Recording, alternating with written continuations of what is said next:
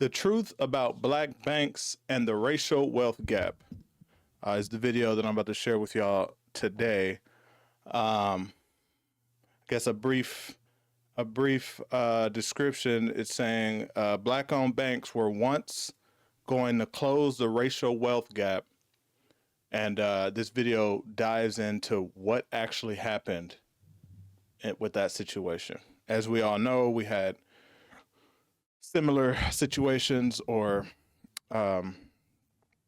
like times back in the day, such as Black Wall Street, where we had really our own black everything, right? Movies, restaurants, banks, clothing stores, whatever, all in the area. Excuse me, that got wiped down. It got bombed. But I guess this video is going to dive into really just the history of black banks, I believe, but really exploring what we all know to be the wealth gap. And I have to share it, right? Based on the comments, it looks like it's pretty good. And I am obligated to share this video on this type of channel. So y'all stay tuned, tap in, let me know what you think. And yeah, just let me know. It's Ricky Rich from Black Primacy. Please don't forget to like, comment, subscribe, and turn on your notifications. Concern about a racial wealth gap. The racial wealth gap is stark. The racial wealth gap is tremendous. The gap between white and black America. What is the racial wealth gap and why is everyone talking about it? The racial wealth gap is a measure of wealth inequality between racial groups in the U.S. Here's a prime example. Black families make up 14% of the population, but own only 5% of American wealth. Real quick, that statistic to me, this is the number that I use when I tell people, if you're watching and you're someone who currently does not support black-owned businesses, this is the number that I use. Okay, we make up 14% of the population, 5% of the wealth, but 14% of the population. I ask you all to do to help combat what we're talking about here, the racial wealth gap, is to spend 14% of your income supporting the black community, whether that be through, I say just spend it with black-owned businesses, but whatever that means to you, right? Whether it's donation, buying black-owned, whatever that means to you, from a monetary perspective, that's what we need to do. 14%. All right, let's continue on. I'll try not to stop it much more throughout this video is 15 minutes, so. Of the population, but own only 5% of American wealth, while white households make up 65% of the population, but control 80% of the wealth. The gap traces back to the 1863 Emancipation Proclamation, which led to freedom for almost 4 million black Americans. By 1860, their labor accounted for 60% of U.S. exports, $200 million a year, but black Americans received nothing. No land, no money.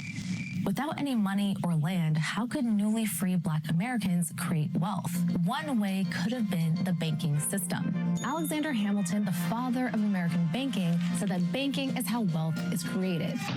But black Americans were overwhelmingly excluded from using banks. So what happens when a community is barred from the mainstream banking system? They create their own.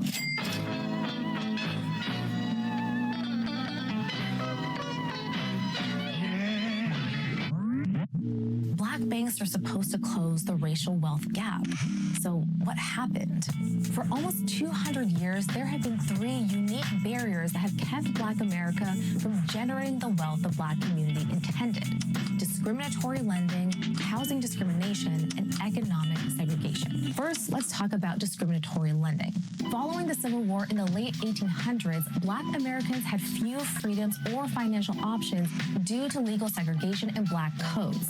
Black codes were laws that restricted the freedom and movement of Black people and forced them to work for low wages. If you were Black, a white bank would either bar you from entering, deny your loan, or charge you higher interest rates. These were common practices of discriminatory lending, and it created a need for financial services that Black-owned banks would aim to provide. Black communities found ways to create mutual aid opportunities, credit unions, and cooperative efforts to make sure that as they were locked out from mainstream financial institutions, they had the systems in place to make sure that their financial needs were met. In 1890, one of the earliest Black banks was operating in especially hostile territory, the Jim Crow South.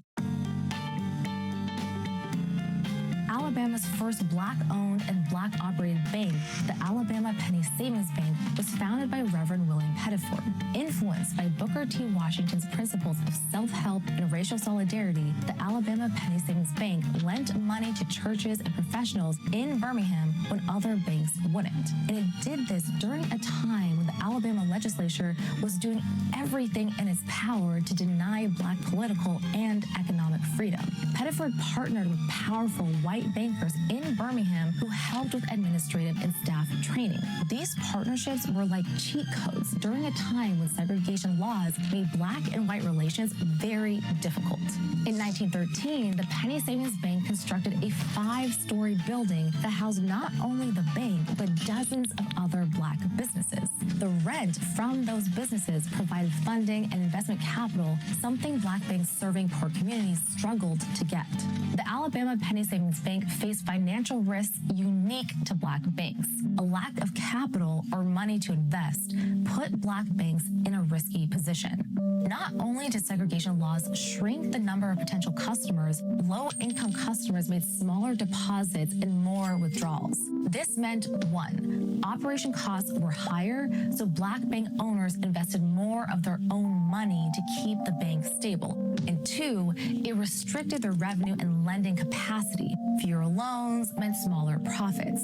Pettiford's partnerships with larger banks meant he had aid during difficult times, and the bank grew significantly under his guidance.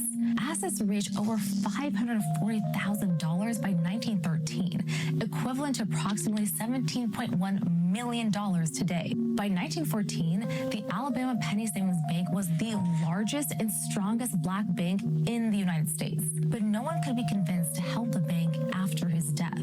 The bank failed just 1 year later, causing depositors to lose all their money.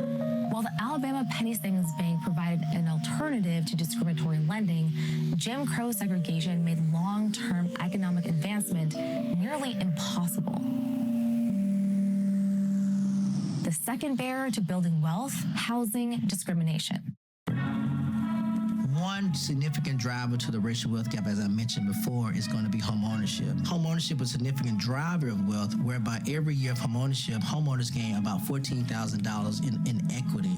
Conversely, if you don't have access to homeownership, you don't have access to that type of equity and that cushion that you could get from having money saved from homeownership. Housing discrimination allows banks to deny home loans to the Black community through a practice called redlining. Redlining was a government-sponsored practice of denying mortgages and other financial services to segregated Black and brown neighborhoods. It's called redlining because bankers literally drew red lines around undesirable communities. One Black household in a middle-class community was enough to make the federal government deny mortgage loans in that area. As a result, Black families turned to predatory lenders or were shut out from home ownership completely. We just keep having to fight battles, but a lot of the things that have happened to Black folks in America were orchestrated and they were legal.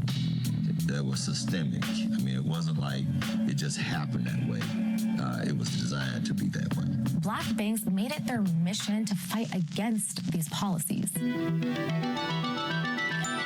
Maggie L. Walker was America's first Black female bank founder. Not only did she organize a Black bank in the segregated South in 1903, but she managed to run a successful one in Richmond, Virginia, the former capital of the Confederacy. It was called St. Luke Penny Savings Bank. As a businesswoman and banker, Walker advocated for Black women's financial independence and the advancement of the Black community. She famously said, "Let us put our monies together. Let us have a bank that will take the nickels and turn them into dollars."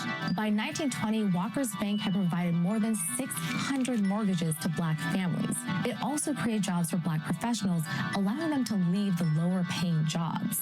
But just because a Black family received a home loan didn't mean the challenges stopped there. In 1925, Dr. Ocean Sweet and his wife Gladys bought a home on the edge of Detroit's Black Bottom slums for $6,000 more than its market value.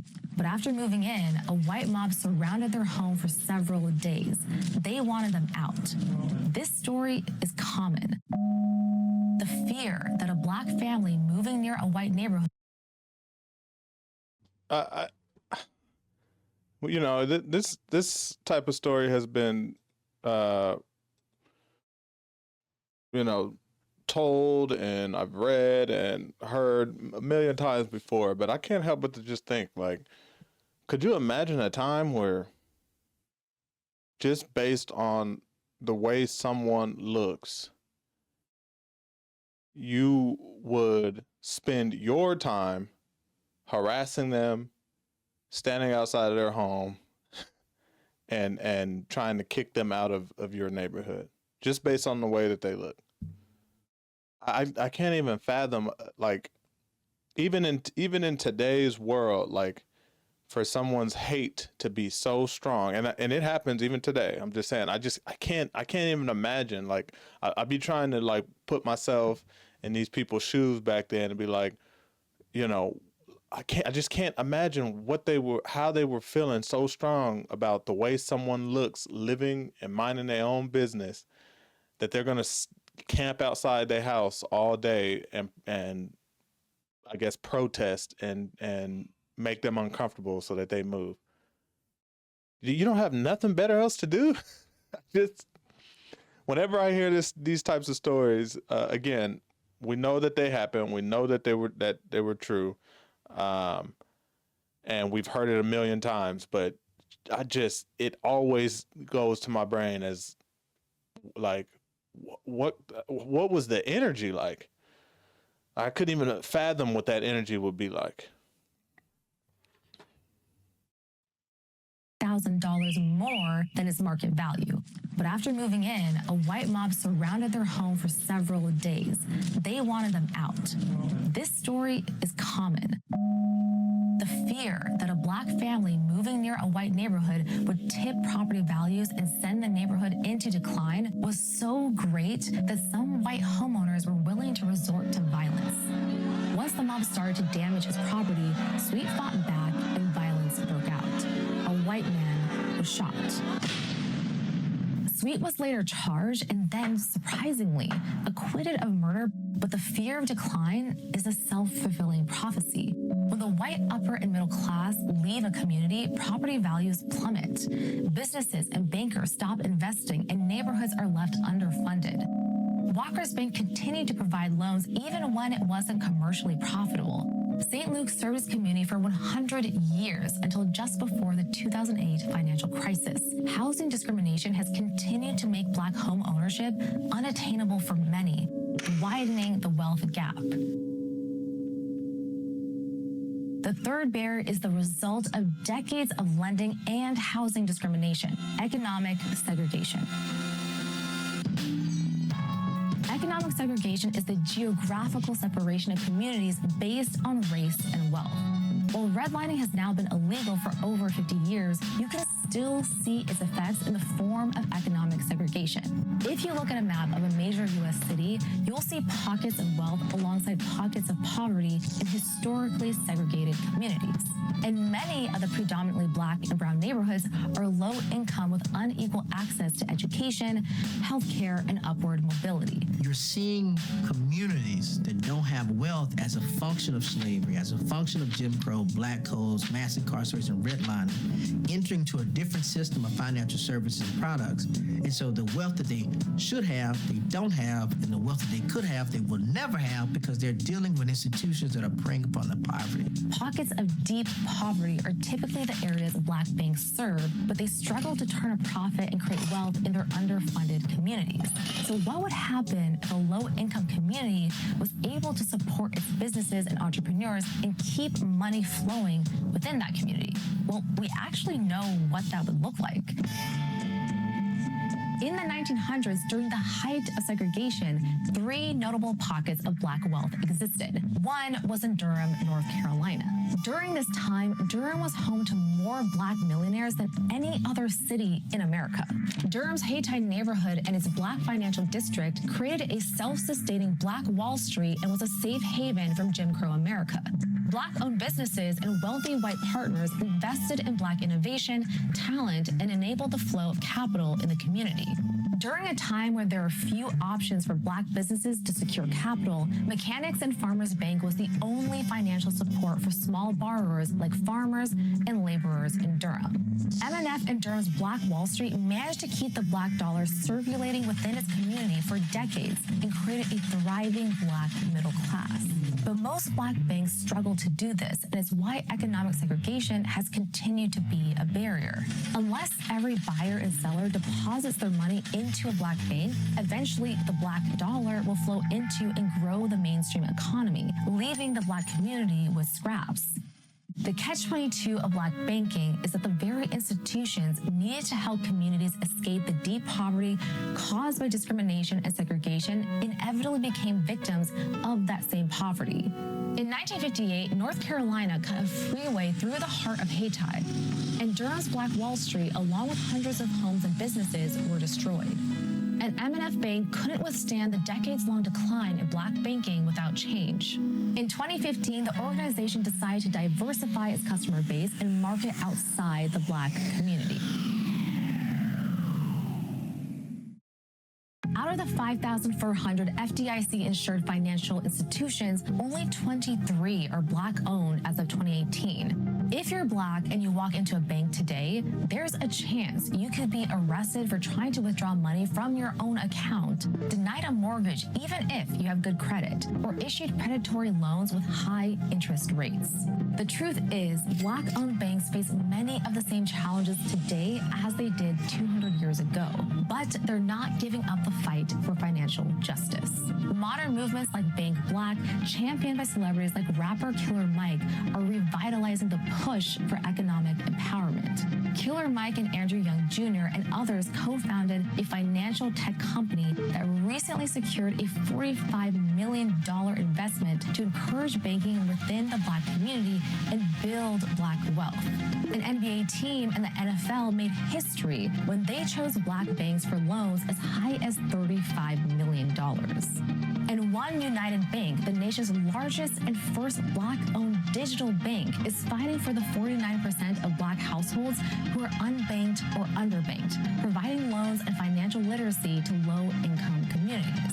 Addressing these ongoing issues is crucial to creating a more equitable and inclusive financial system. So if Black banks alone aren't going to help close the gap, what could? Initiatives like student loan debt forgiveness, which disproportionately affect Black and brown graduates, and expanding affordable housing programs and other forms of reparations could help close the gap. And reparation doesn't have to be a boogeyman concept. It's not all about cash. It's about access. Access is a form of reparations, right?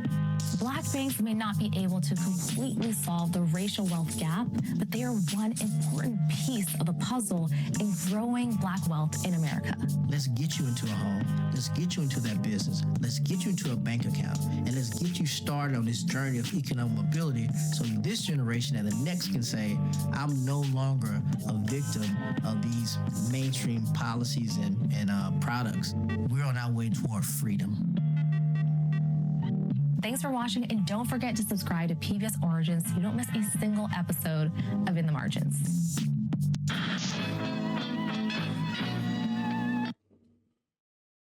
That was an excellent video. I enjoyed that very much. I actually want more details. I had never heard of the Durham Black Wall Street. The Black Wall Street that I referred to was the Tulsa, Oklahoma Black Wall Street. So I think in a future video or future videos, I might actually see if I can find some good breakdowns of what happened in the various different Black Wall Streets that were in existence back then. But this is a great video. I can say, like, this video, and this is my opinion, of course, this video focused on the banking system, the housing system, the wealth system on one side, right? I think for black banks, and what she was describing a little bit or mostly in the video was, the systems that are up against black banks that make it hard for black banks to thrive. But what wasn't mentioned in this video that I am a strong advocate for, and I think is the leading cause of why black banks cannot stay in existence more than anything, is the overall knowledge in the African American community around finance. I believe you could have a black bank with full support, no, systemic legality issues that they have to get through, and have a full financial support from outside sources to get up and running. But if the institution, if the bank's customers are primarily African American, in my opinion, that bank will eventually struggle for none other than the reason that African Americans do not understand and utilize finances in the way that would help a bank remain successful. So I think before even trying to rebuild a banking system for African Americans, we need to better understand how to, because like she had, and I probably can't find it, but like she had described back here somewhere, was it here? She had described back here somewhere the circulation of wealth happens when people are within a bank, happens when people are investing their money in, and they are basically when people are depositing more money than they are taking out. And the only way that I can imagine that you can actually stop that is by understanding that saving is key. Like, if saving and income generating is key. If you live below your means,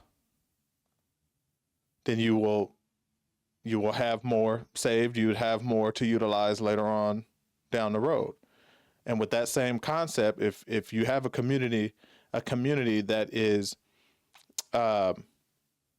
more often than not living below their means and being financially responsible, and then that community has a bank that they primarily go to, where people work there and ownership looks like them, a black-owned bank, they are going to transfer that money in. They're going to save. The bank is going to grow off of that. Obviously, you have to have people in the banking system that know what they're doing. But all things being equal, the bank will grow. These people who are financially savvy, for the most part, will see their investments grow, and everybody wins. But when you have, we got a bank out here in LA, One United Bank. It's a black-owned bank. I have an account with them. When you have and they're right in the middle of the hood, okay? They're not far from where Nipsey Hussle got killed. When you have a bank especially in a location like that, right? It's going to be extremely difficult for that bank to offer the same types of services that you see at your traditional bank. I have an account with them. I do not have a majority of my money with them because obviously they're a smaller bank. It's, especially with business, it's harder to move money around and be more liquid with a bank that is not as prominent as one of these bigger banks, right?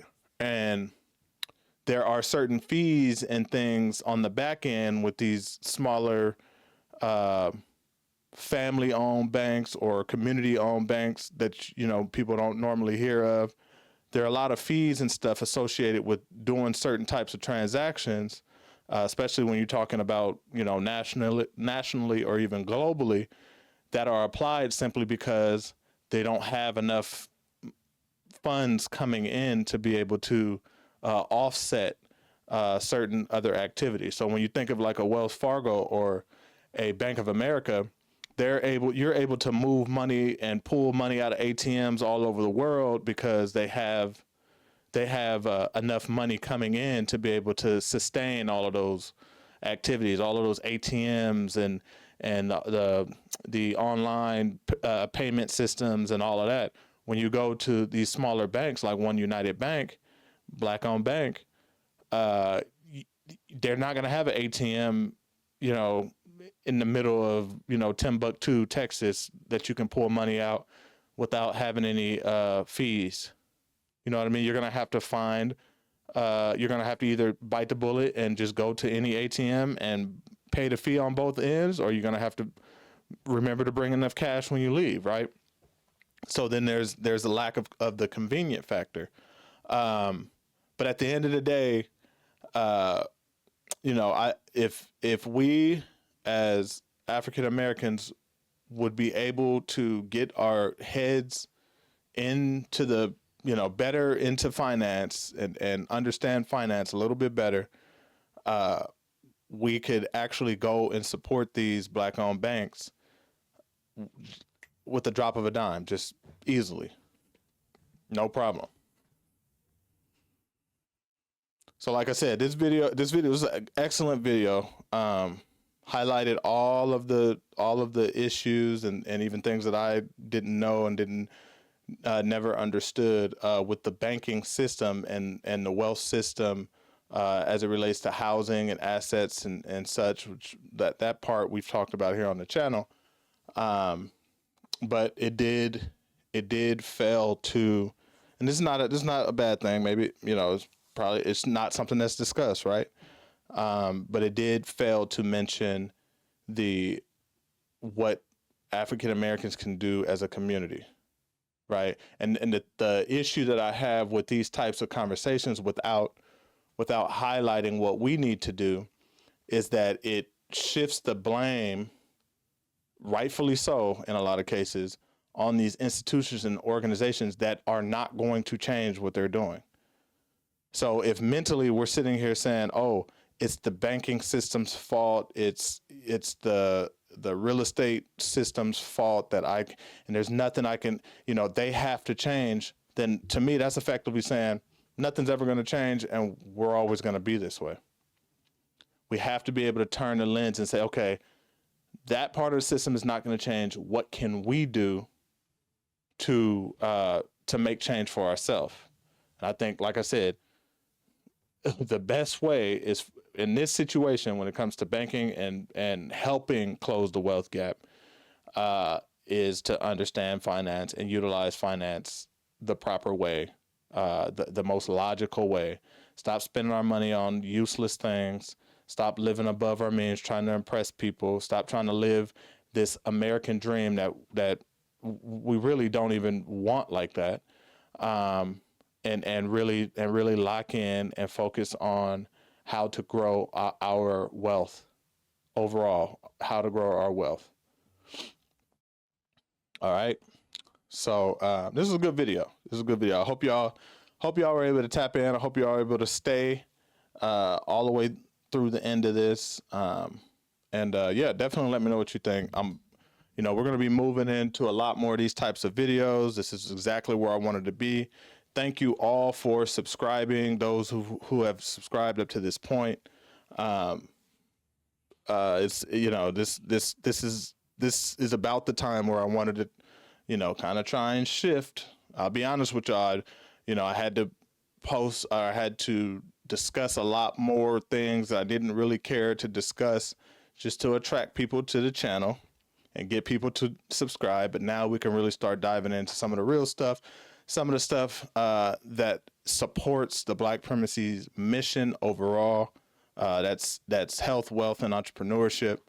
So y'all stay tapped in. Y'all share the channel as we transition into this into these types of discussions. This was really good. Probably the best, one of my favorite videos to share and to discuss. Probably almost ever on this channel, but definitely this year.